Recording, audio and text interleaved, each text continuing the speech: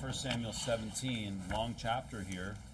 Before we get into it, I'll just review what 1 Samuel 16 was about. If you remember, David was anointed by Samuel, and also that's where Saul starts to be tormented by this evil spirit, and then they remember that there's kid Samuel, who is of good reputation, and there's all these good things they're saying about him, hard worker, and he's cunning on the, on the harp?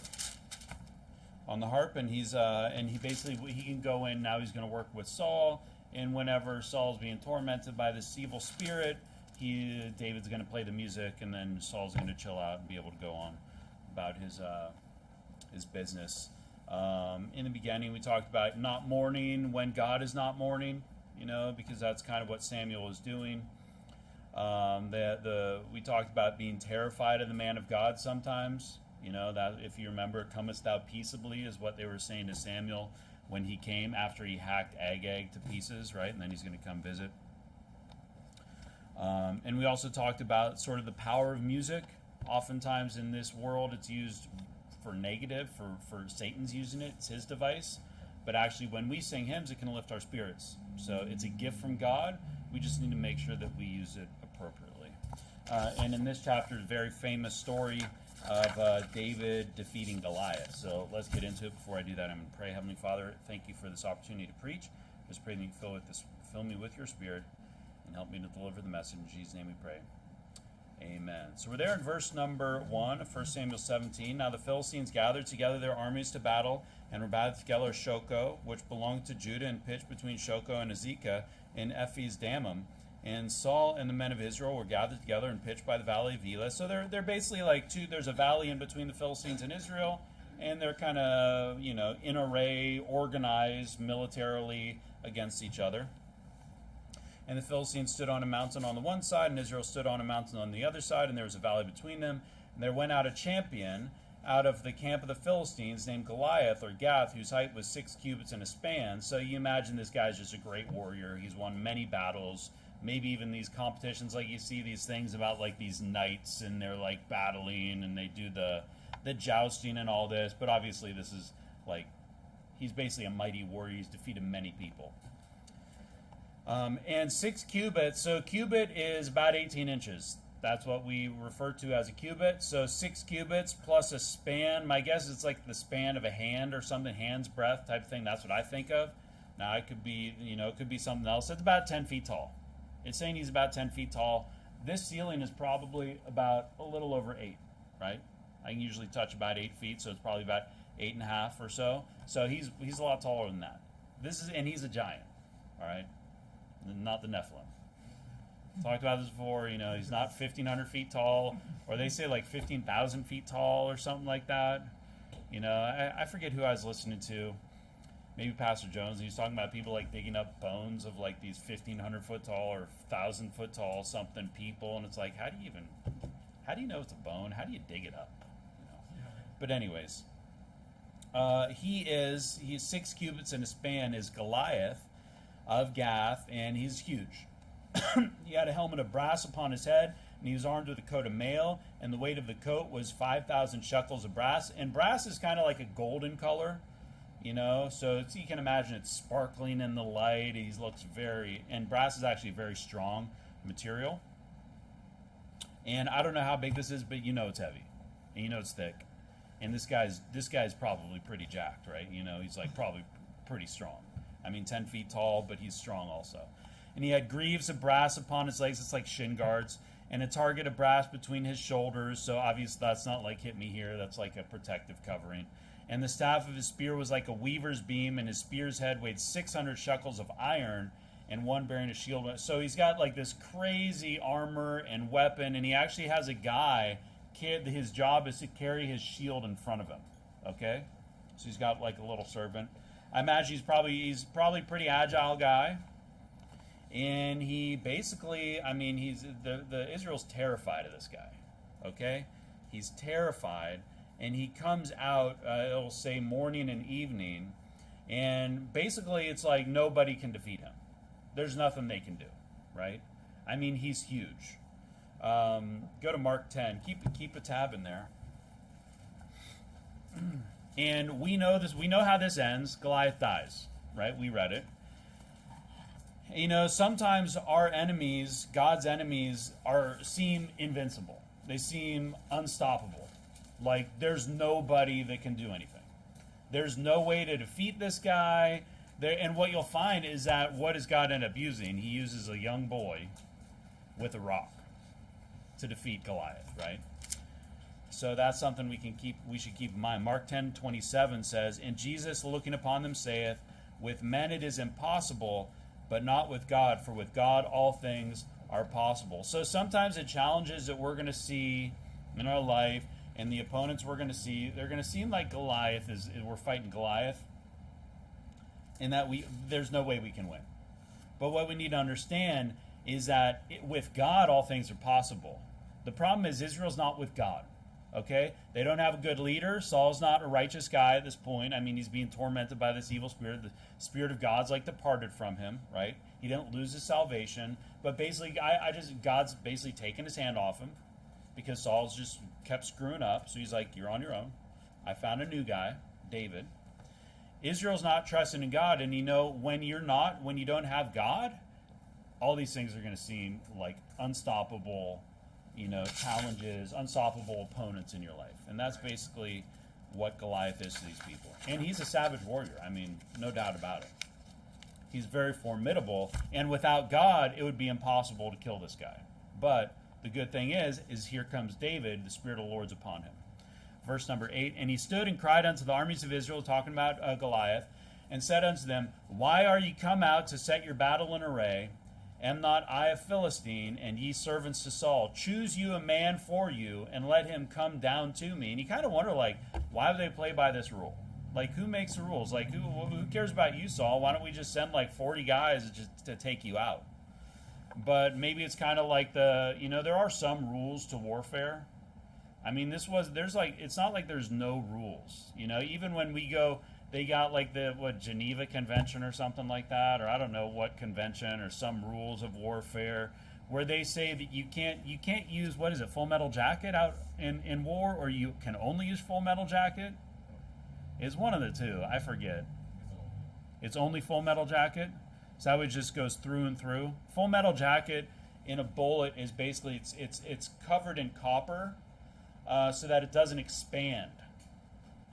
And so it does kind of less damage, When you're actually hunting an animal, you actually want a soft tip bullet, because what happens is once it hits, there's a lot of energy in that impact, and it actually mushrooms out. And when it mushrooms out, that's where you hear hollow point ammunition.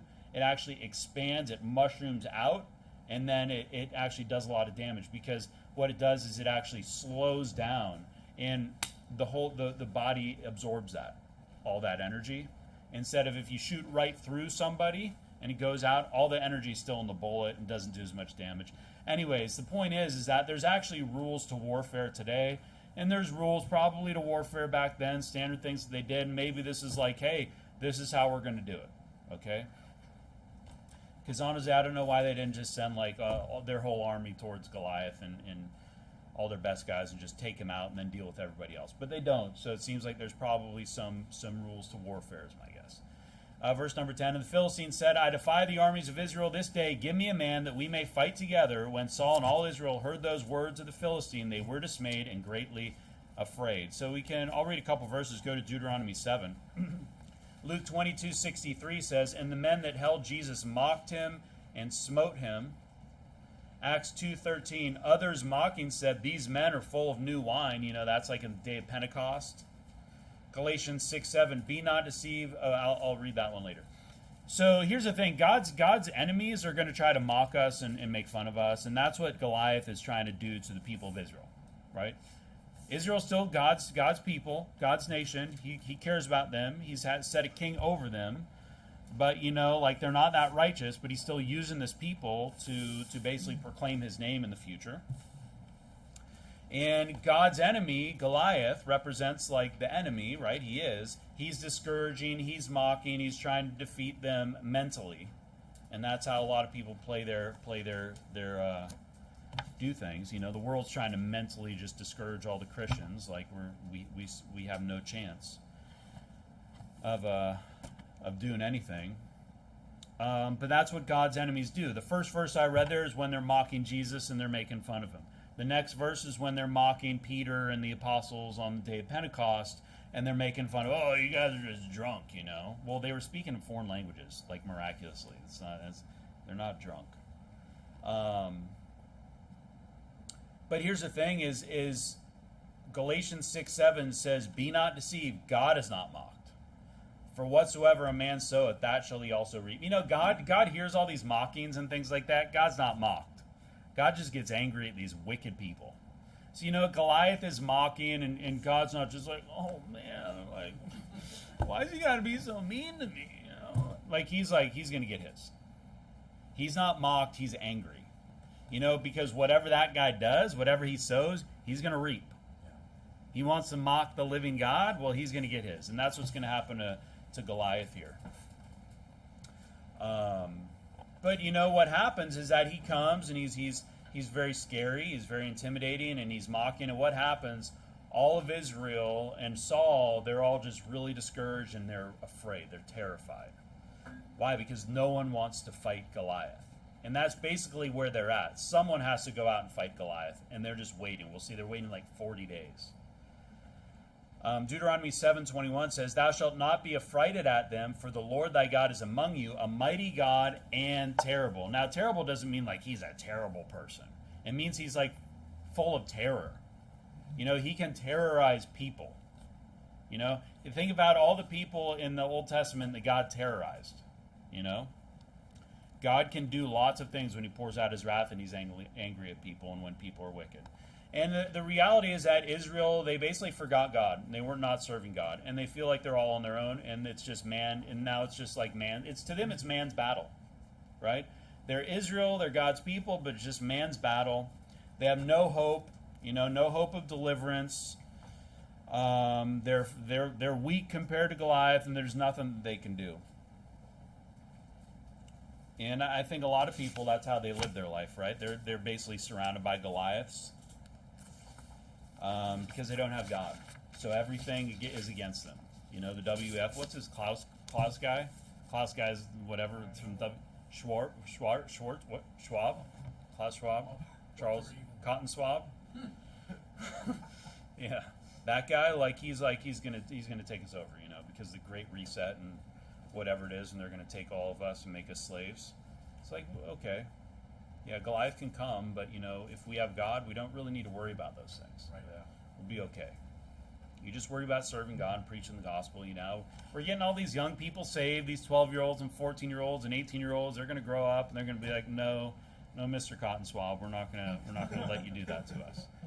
Verse number 12, "Now David was a son of the Ephrathite of Bethlehem, Judah, whose name was Jesse." So they're kind of like reintroducing him, even though we saw him in the last chapter, who had 8 sons. And the man went among men for an old man in the days of Saul. So he's a very old guy, right? Saul's old is basically what it's saying. "And the 3 eldest sons of Jesse went and followed Saul to the battle. And the names of his 3 sons that went to the battle were Eliab the firstborn, and next unto him Abinadab, and the third Shammah. And David was the youngest, and the 3 eldest followed Saul. But David went and returned from Saul to feed his father's sheep at Bethlehem." So apparently, you know, because Saul's out at war, he's not there David's not there to play his music and chill him out, right, with his music, which means probably Saul's being tormented by this evil spirit because for some reason he was sent away. Verse number 16, "And the Philistine drew near morning and evening and presented himself 40 days. So Goliath for 40 days, 40 days and 40 nights, because what does it say? Morning and evening, 40 days and 40 nights, he's basically tormenting Israel, mocking them. He's just waiting for them to send some little person out that he can just defeat, and then there's some agreement that they're just going to be their slaves, right? But 40 is actually interesting. We know that we've heard that number many times. You guys can go to, I'll just cruise through these. Just go to Luke 4. I'll just read the rest. Genesis 7:12, "And the rain was upon the earth 40 days and 40 nights. So, you know, during the flood, before the flood, as it was flooding, it rained for 40 days and 40 nights. Exodus 24:18, and Moses went into the midst of the cloud and got him up into the mount, and Moses was in the mount 40 days and 40 nights. He's communing with God. He's also fasting during that whole time. Numbers 13:25, and they returned from searching of the land after 40 days is when they go up to like Canaan. The Israel was in the wilderness for what, 40 years, right? Jonah 3:4, and Jonah began to enter into the city a day's journey, and he cried and said, yet 40 days, and Nineveh shall be overthrown. But they all turned to God, right? So that they were not overthrown.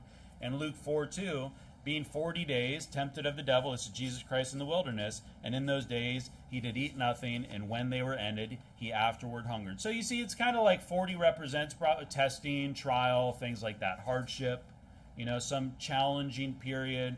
So it's just kind of interesting that this is all of Israel is just terrified for like 40 days that they're going to have to be the Philistine slaves here. Verse number 17, back in 1 Samuel. And Jesse said unto David his son, take now for thy brethren an ephah of this parched corn. So Jesse basically wants to send like this care package, to his children and to the people in the camp.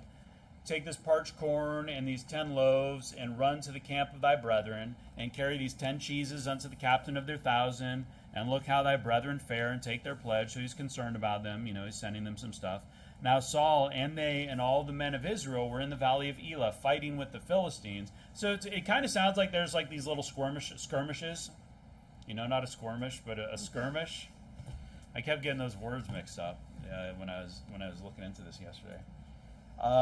It's kind of like there's these little fights because they are in array and they are fighting against each other. So I'm not really sure exactly what's going on, but what happens is whenever Goliath comes out, Israel goes back. And David rose up early in the morning and left the sheep with a keeper, and took and went and as Jesse had commanded him, and he came to the trench, and you can think of like trench warfare and like World War II and stuff like that. So they're hiding, they're going. As the host would, probably because they're shooting arrows, things like that. As the host was going forth to the fight and shouted for the battle, for Israel and the Philistines had put the battle in array, army against army. And David left his carriage in the hand of the keeper of the carriage and ran into the army and came and saluted his brethren. So he's just coming with this stuff. And as he talked with him, behold, there came up the champion, the Philistine of Gath, Goliath by name, out of the armies of the Philistines, and spake according to the same words. And David heard them, and all the men of Israel, when they saw the man, fled from him and were sore afraid. So they're all terrified and of Goliath. Verse number 25, and the men of Israel said, have ye seen this man that is come up? Surely to defy Israel is he come up, and it shall be. So they're kind of like telling David like what's going on with this guy. Is kind of what it sounds like, because obviously everybody that's there knows what's going on. And it shall be that the man who killeth him, the king will enrich him with great riches, and will give him his daughter, and make his father's house free in Israel. And David spake to the men that stood by him, saying, what shall be done to the man that killeth this Philistine, and taketh away the reproach from Israel? For who is this uncircumcised Philistine, that he should defy the armies of the living God? And the people answered after this manner, saying, so shall it be done to the man that killeth him. So what you see here is that all of Israel's focus is very carnal. Their focus is, we got this man coming against us. Someone needs to go out and fight this guy. And if they're victorious, they're going to get money and power and riches. That's all it's about for them. Whereas what's David's approach is he's like, who does this guy think he is fighting against God's people? And he's angry for God's sake. And we should be angry when people are blaspheming God, and when people are attacking God's people, and people are attacking the truth. We should hate those people just as well, because that's kind of what this represents. You got Goliath just fighting, coming against God's people, and everybody else is like, wow, this is terrifying, but David's like enraged. He's like, who does this guy think he is? Like, fighting against the people of Israel, like, God, who's going to take away the reproach from Israel? It's like, who cares about, like, Michal, right? Or Michal or whatever, like the daughter of Saul, right? Who cares about all that stuff? What about who's going to take away the reproach of Israel? From Israel. And who does this guy think that he's defied the armies of the living God? And you can see here that everybody else is like totally afraid, but he's not really afraid because he's there, in faith with God. Go to Matthew 10. Romans 8:6. For to be carnally minded is death, but to be spiritually minded is life and peace. Matthew 10:28. And fear not them which kill the body, but are not able to kill the soul, but rather fear him which is able to destroy both soul and body in hell. So, here's the thing. Don't be afraid of Goliath. We should be afraid of God. And that's kind of what David's right. Attitude is here. He's not afraid of God, of Goliath. He's angry. And so you see here, that's the difference here is that David's not afraid because he knows that he has God on his side. And everybody else has completely forgot this. And then you get the older brothers like resenting him. And it's kind of just like Joseph. The older brother is resenting the younger brother who is basically more spiritual and in a lot of ways better, right?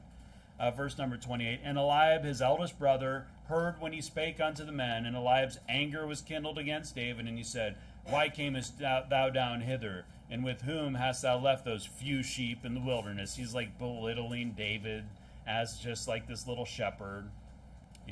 I know thy pride and the naughtiness of thine heart, for thou art come down that thou mightest see the battle. So he's saying he's here for the wrong reasons. He's prideful. He's puffed up.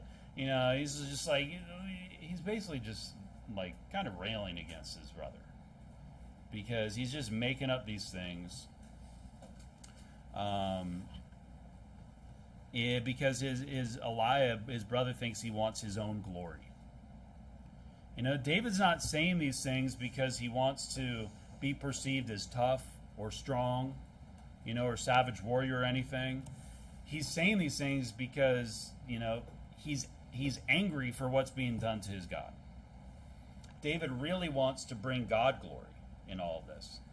And I think he's basically hated by his brother probably because of envy.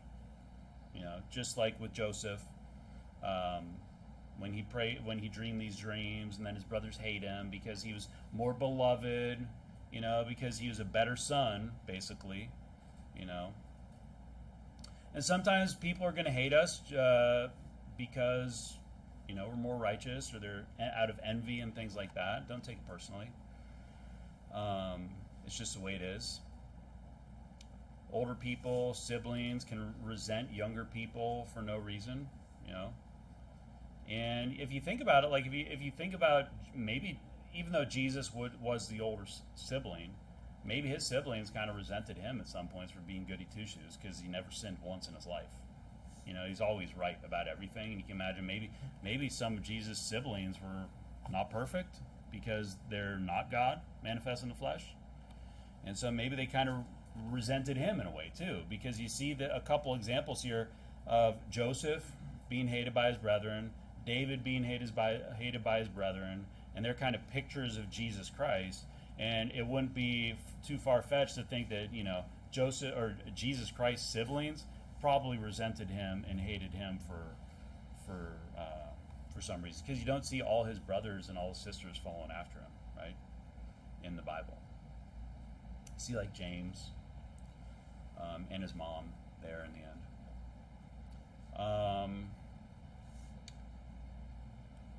And I kind of was thinking like sometimes there's a fine line between bringing ourselves glory and bringing God glory.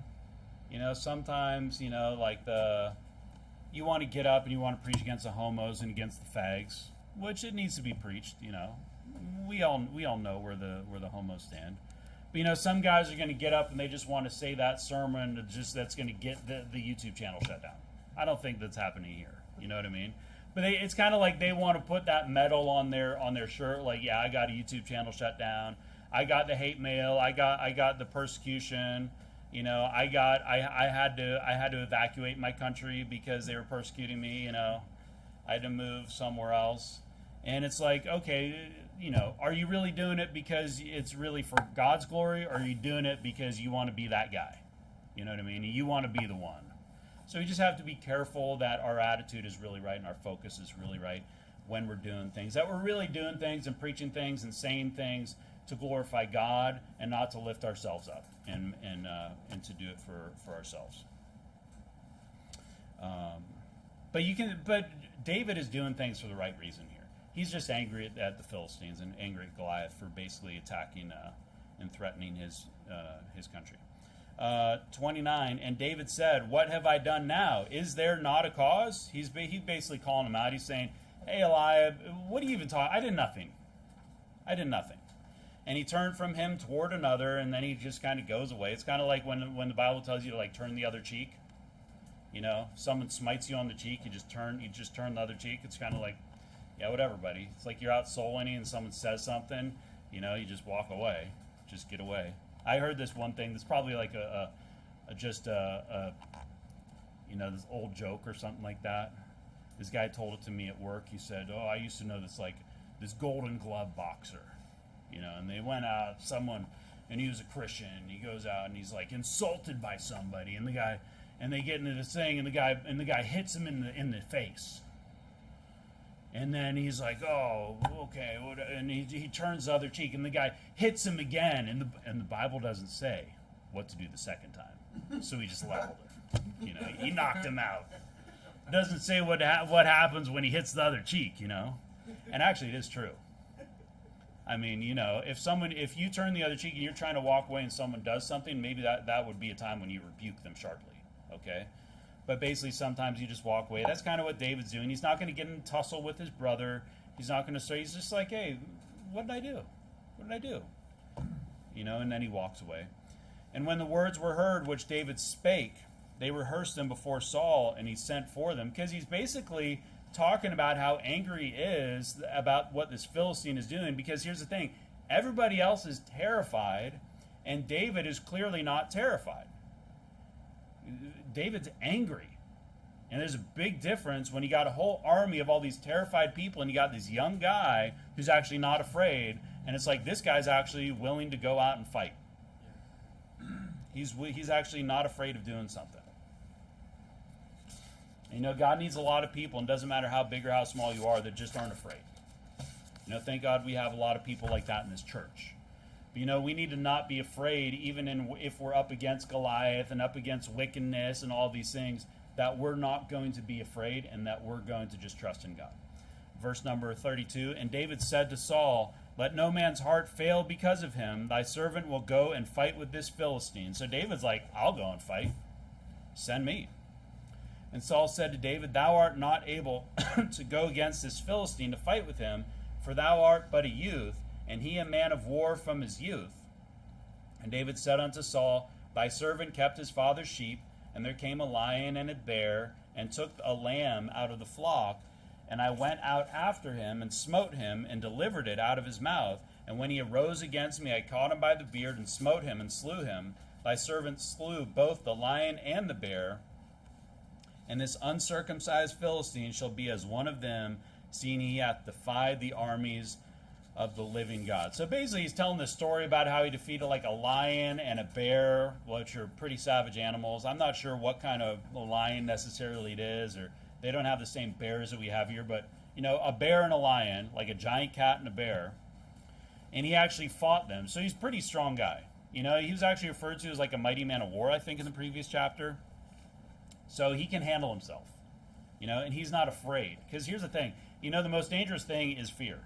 You get in a situation, you keep your wits about you, and you're not afraid, you're going to have a lot better chance of surviving. And so he's basically explaining these things to him, how he basically just took out the bear, and he rescued actually the lamb out of the mouth of the bear. Because that's who David is. He cares so much about the lamb. It talks about the hirelings in the New Testament, and it says they don't care. The people you hire to take care of your flock, they don't care. But David actually cared about those animals, and he was willing to basically put his life on the line for a lamb. Shows the responsibility and the care that he actually has, because he's kind of an example of that good shepherd. And you wonder, like, because they're going to send David out to fight Goliath, and you kind of wonder, like, why would you send a boy? Because there's nobody else. It's kind of like somebody's got to go fight Goliath, and there's nobody else. Literally, David is like the only, including Saul. Saul's got all this armor and all these weapons. Including Saul, David is the only person who's actually willing to go out and fight against Goliath. So for 40 days, it's kind of like they're waiting for this deliverer. And then this young boy comes up, and he's like, what are you guys sitting around for? Are you going to let this guy come out here day after day and talk trash? Like, who does he think he is? Why are you afraid of him? And it's kind of basically like the way I see it, God hasn't been in the fight until David came around. God wasn't anywhere around that. 37, David said, moreover, the Lord that delivered me out of the paw of the lion and out of the paw of the bear, he will deliver me out of the hand of this Philistine. And Saul said unto David, go, and the Lord be with thee.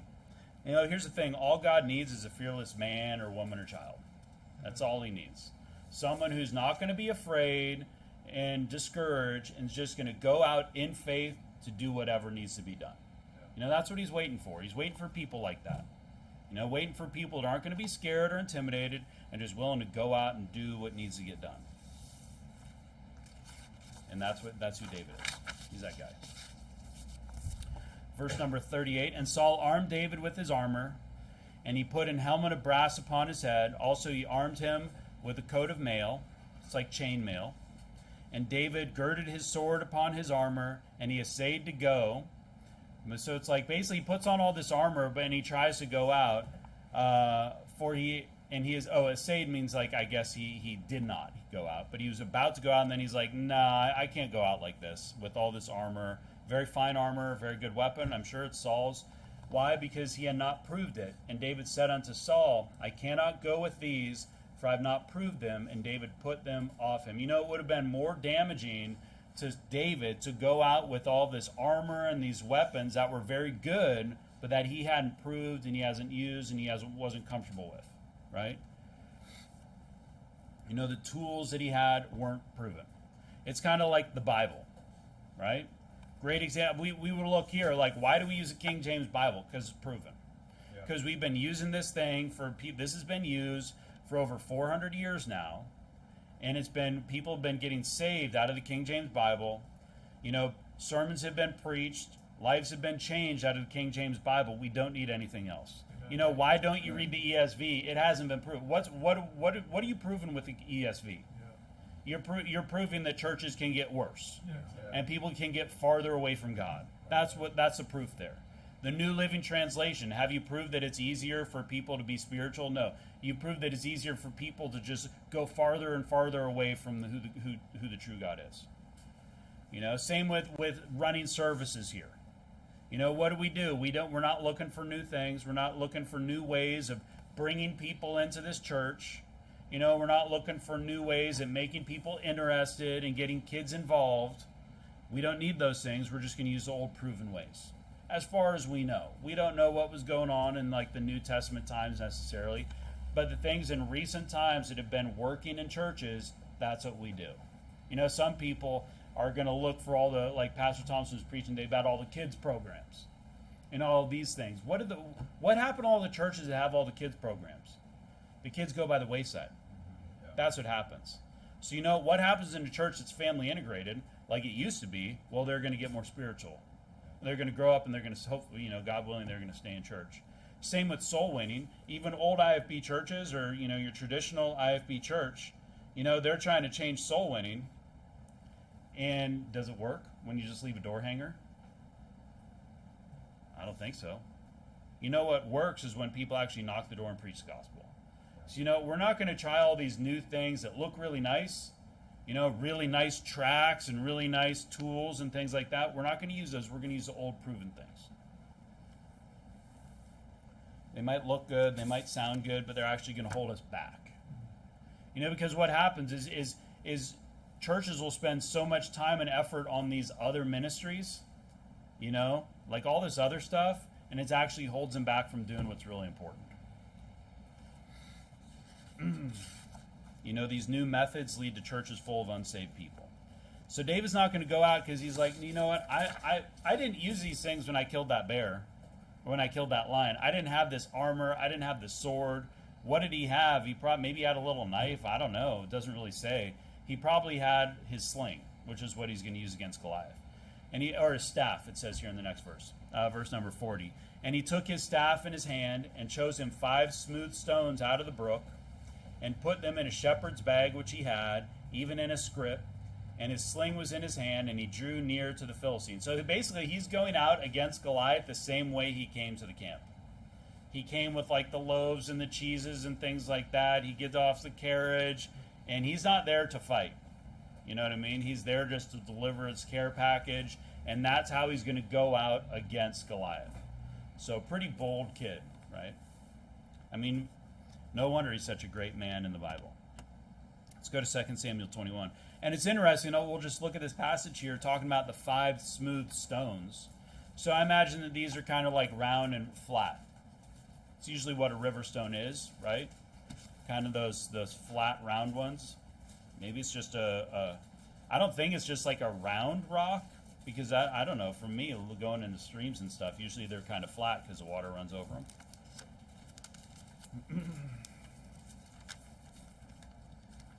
2 Samuel 21:15.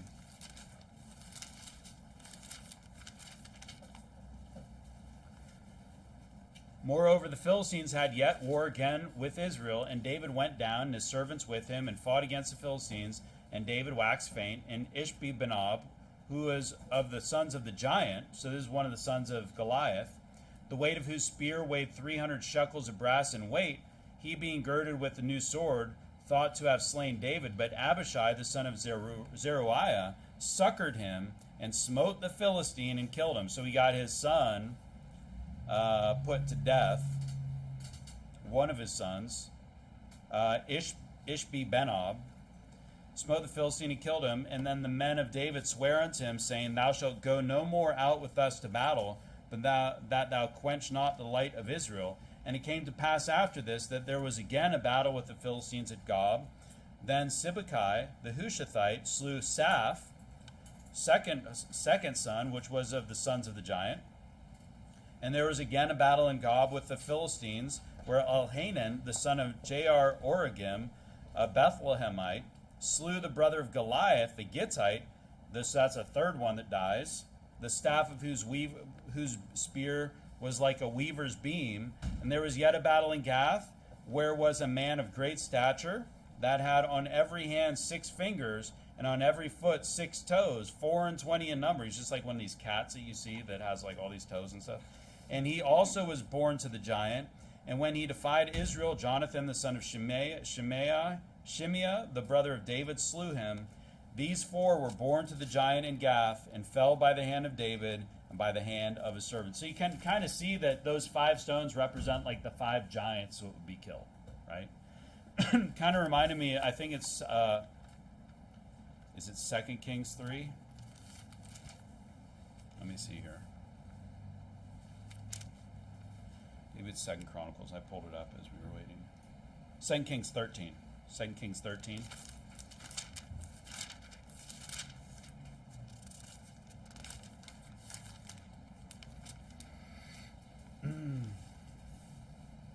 Second Kings 13, 15.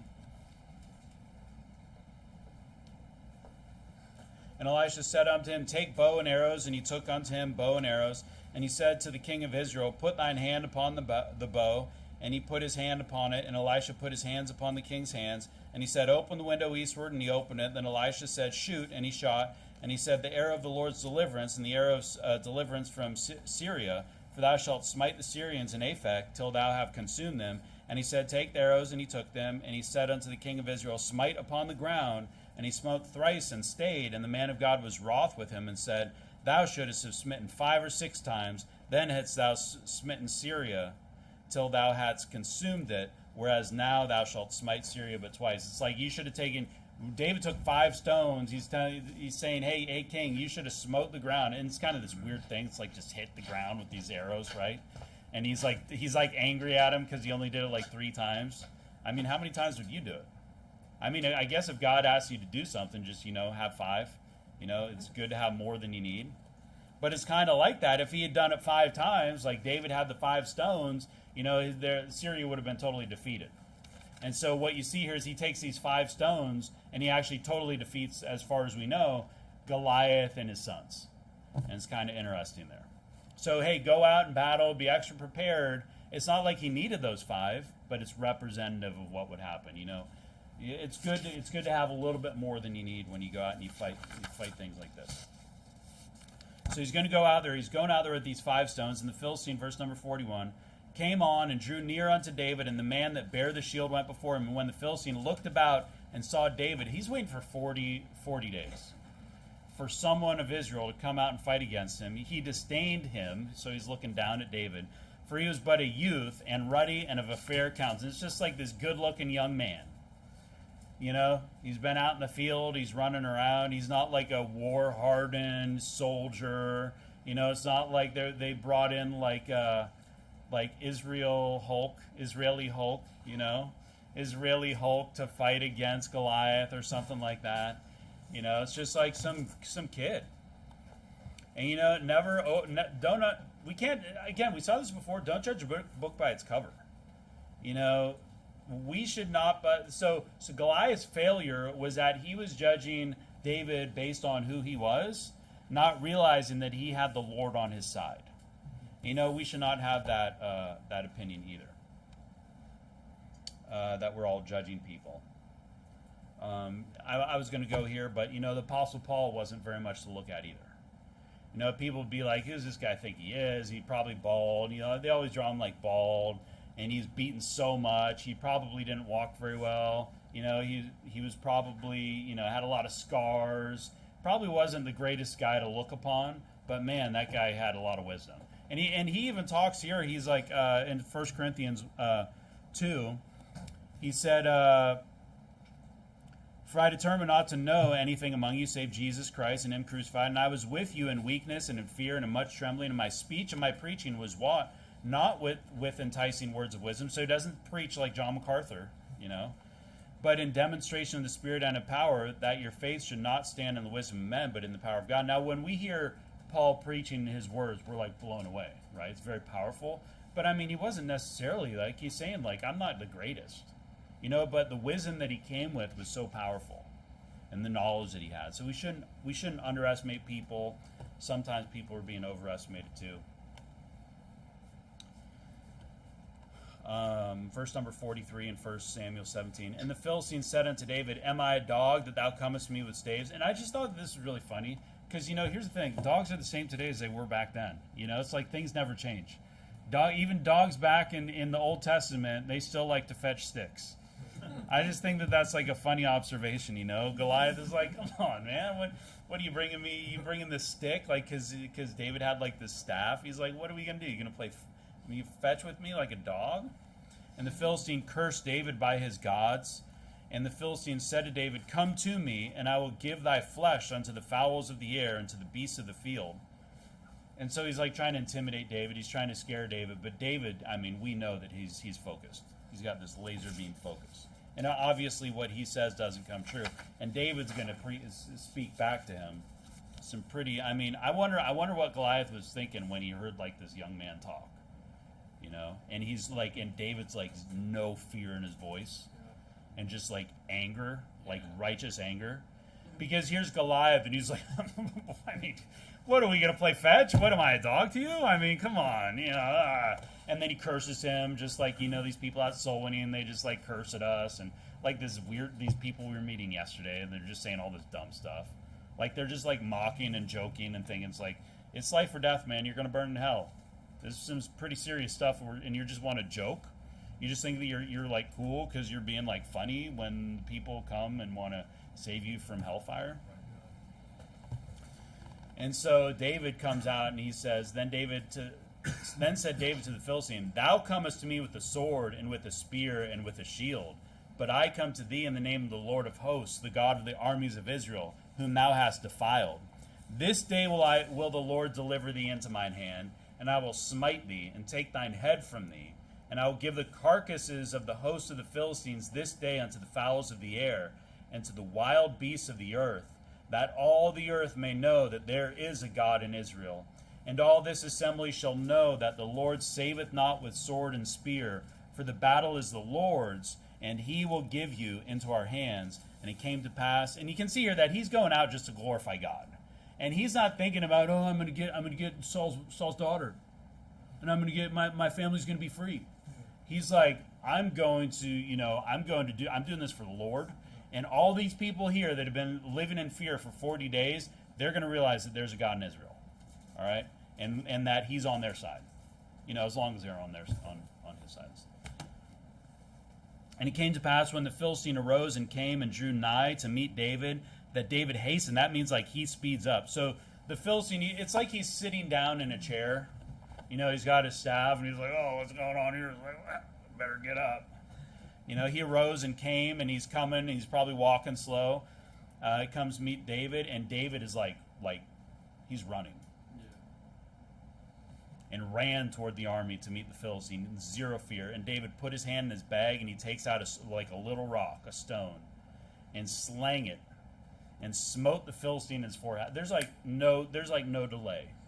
David's goes out, and we were out shooting. We had a slingshot. My son had a slingshot, and we had, I don't know, were we throwing rocks or doing something when we were all there?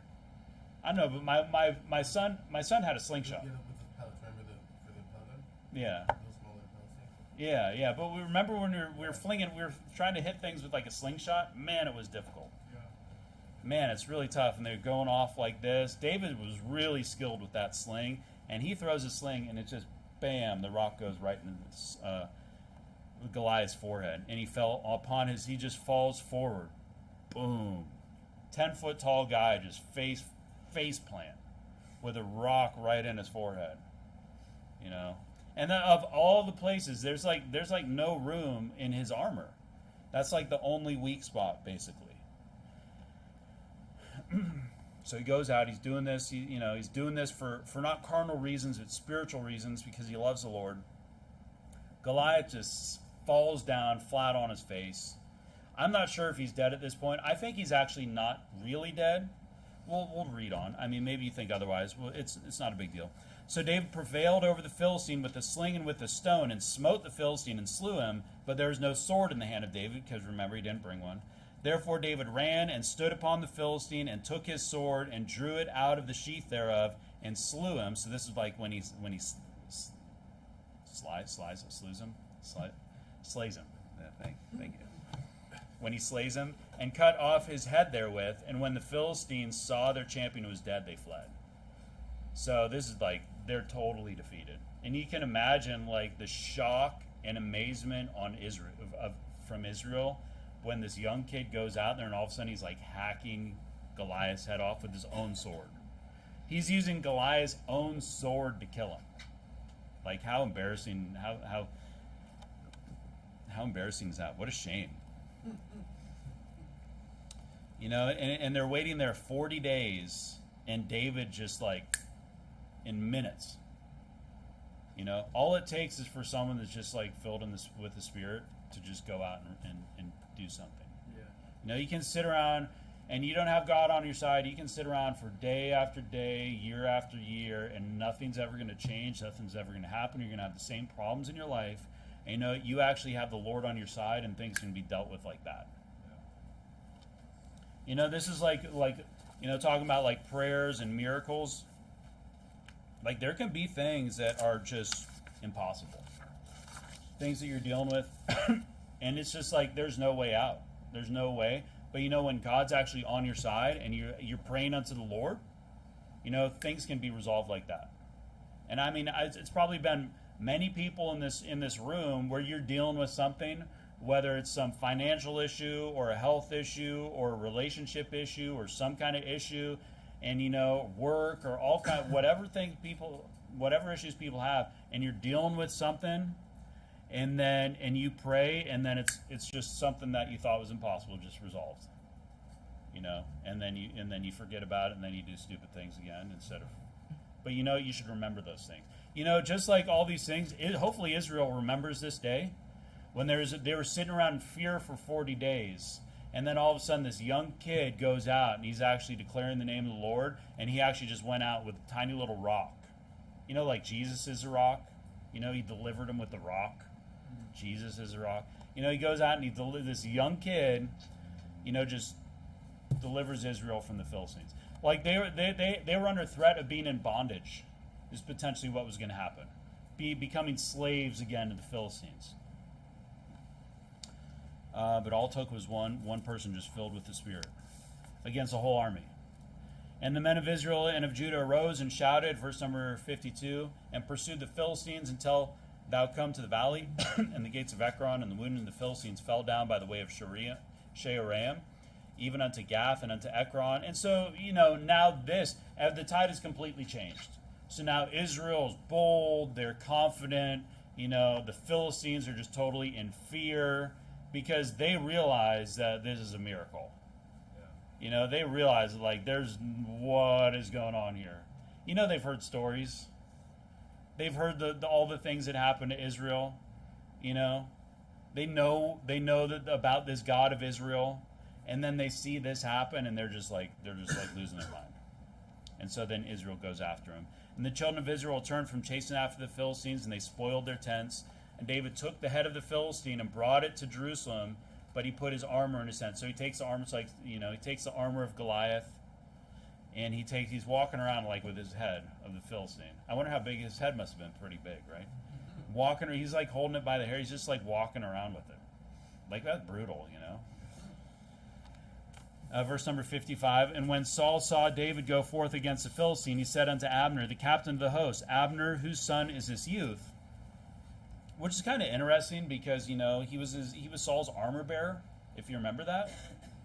You know, I don't know if the timing was mixed up. I actually didn't think about that, but I'm assuming that he was his armor bearer already. But I guess we'll find out in later chapters. To be honest, I didn't look into that. But he's like, who is this guy? Where did he come from? You know, he basically, not who is he, but where did he come from? You know, who's his father? And Abner said, as thy soul liveth, O king, I cannot tell. And the king said, inquire thou whose son this stripling is. He's like this young man. And as David returned from the slaughter of the Philistines, Abner took him and brought him before Saul with the head of the Philistines. So he's still walking around with the Philistines. Goliath's head. And Saul said to him, whose son art thou, thou young man? And David answered, I am the son of thy servant Jesse the Bethlehemite. So one thing you see here is it seems as though after David kills Goliath, you know, he's not done. He's not just reveling and sitting and like taking selfies with Goliath. You know, he's actually goes out to fight the Philistines because, you know, there's still a battle to be fought. And then he comes back, and I guess the point that I see here is that, you know, good kings are going to bring glory to their parents. Because kind of what happens here is David is going out, you know, in faith, serving God, and then in the end, when he does all this, they're like, whose son is he? Jesse? This is a good man. Jesse's a good man, you know. Good kids are going to be a blessing to their parents. You're going to bring a good name to your parents. Your parents might not be all that great, but you know what? When you grow up and you're a good kid, people are going to be like, wow, you must have been a really great parent. You did a really fine job. You know, you ever heard that? You did a really good job with that kid. You know, it's like, I was barely home. And to be honest, like, from 14 on, I pretty much wasn't home unless I was sleeping in my bed. But, you know, people want to think that I'm not saying that my dad, I can't give him any credit because he made my life pretty easy. But you know what I mean? I think you know what I mean. Good kids, you know, you raise good kids, it's going to be a blessing unto you. They're going to bring you honor when you're older. I'll wrap it up. So we got Goliath, huge guy, threatening, mocking, coming out for 40 days, you know, morning and evening. Israel's terrified. Saul's terrified. Someone's got to go out and fight. No one is willing to go out and fight. Everybody is just so stressed. So when David comes, just ask him, like, what in the world's going on? Trying to figure things out. He's come with all these cheeses and all this stuff. His brother's getting all mad at him, you know. He's mad. He's like, oh, you little brat, what are you doing? Because, you know, the tension's going to be high in Israel. And they're probably just yelling at each other. What were we watching? We were watching this documentary on the Donner Party, which is pretty brutal, right? Donner Party in Sierra Nevadas in California. Pastor Thompson told me about it, and I watched it. And people start to get pretty angry when they're starving, and when they're in a lot of trouble. You ever go through a hard time, stressful period, then it's going to get pretty bad. So they're all hating on him, but he goes there and he's like, "What are you guys doing? You going to let this Philistine do this?" And so then what does he do? He goes out, he fights him, he brings his 5 stones, kind of representing all of that Goliath's whole, lineage, essentially, as far as we know, is going to be killed by David. And he goes out and he puts it to the end, this whole war. And then in the end, he kind of brings some honor to his, not just to the God of Israel, but also to his father because of what he did. With that, and I guess the whole message there is don't be afraid of the Goliaths in your life and around us. Just go out in faith, just knowing that God can deliver us. Okay. With that, let's pray. Heavenly Father, I just thank you for this chapter and this great